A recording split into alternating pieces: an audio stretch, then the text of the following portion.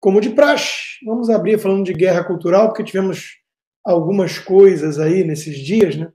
Em primeiro lugar, a notícia de que a Netflix foi forçada a desativar a área de comentários. Tão frequente acontece isso com a turma lacradora, no trailer do filme novo Cleópatra, após reação negativa. Por quê? Porque a atriz principal do filme é negra, transformaram Cleópatra numa mulher negra, e não só isso, porque tem alguma controvérsia, algumas pessoas dizem, não, tinha descendência africana na família, não sei o quê, mas o ponto não é esse, o ponto é que foi feito com o intento de lacrar mesmo. As entrevistas da atriz e de outras pessoas ligadas ao projeto vão nessa direção. Está na hora de mostrar o que era uma mulher tão empoderada naquela época, Júlio César, Marco Antônio, e Cleópatra era uma mulher negra e não sei o quê. Não, não era. Muito provavelmente ela não era. Ela era grega, né? Era ptolomaica, depois da conquista de Alexandre o Grande, na região, e a rainha do Egito muito provavelmente era macedônia. Difícil imaginar ela como uma mulher africana negra. Deveria ser bobagem isso, né? O que importa é que Cleópatra era, sem dúvida, uma figura fascinante, a ponto de ter participado no epicentro dos eventos mais conturbados daquela época, uma época em si já muito fascinante, e de repente transformam toda a discussão sobre Cleópatra, eu já li inclusive biografia interessante, tudo numa bobageira sobre se ela era uma mulher negra ou não, para poder contribuir com o movimento racial atual nos Estados Unidos, né? Isso é uma coisa sem pé nem cabeça, mas a gente está acostumado com essas insanidades modernas. Como é, por exemplo, insano o que está acontecendo com qualquer um que denuncia com alguma projeção a maluquice por trás da ideologia de gênero. Hoje em dia, um cara é tido como radical se ele falar mulher, mulher, homem, homem, homem. Existe biologia. XX, XY, essas coisas são relevantes, têm que ser levadas em conta.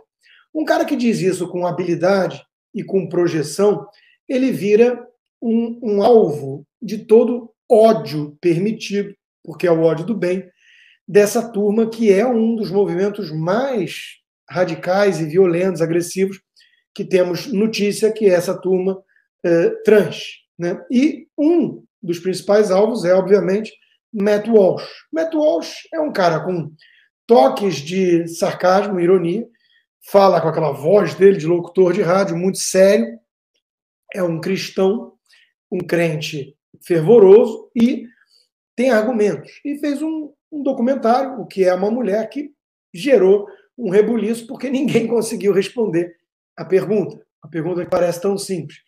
E ele está sendo alvo de todo tipo de ataque. O mais recente foi, além de ameaças, tudo que ele já teve, já sofreu, ele e a família, né, foi terem hackeado o celular dele.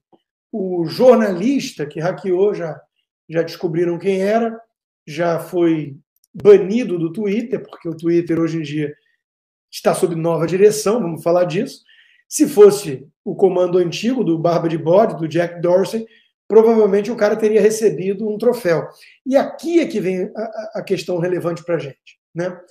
Após o telefone do Matt Walsh ter sido hackeado e várias postagens terem acontecido e tudo, não faltaram esquerdistas proeminentes comemorando, falando, mas isso é um piece of trash, né? O cara é uma pessoa horrorosa, justificando isso.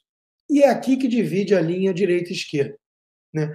Se hackearem o Felipe Neto, se hackearem o Greg, se hackearem o Guga, oi Guga, eu não vou defender, eu não vou achar divertido, eu não vou achar hilário, porque nós condenamos crimes. Nós não olhamos o crime quando ele acontece procurando assim, mas quem foi o alvo? Ah, não, foi o Felipe Neto. Então, legal. Eu, pelo menos, não faço isso. E quem acompanha meu programa aqui sabe. Eu defendo princípios. Então, eu sou contra censura, por exemplo, mesmo que ela tenha como alvo os meus desafetos, os meus adversários políticos, ideológicos. Isso é seguir um princípio de isonomia, imparcialidade. São valores morais, valores básicos, defesa das liberdades. A turma da esquerda não faz isso.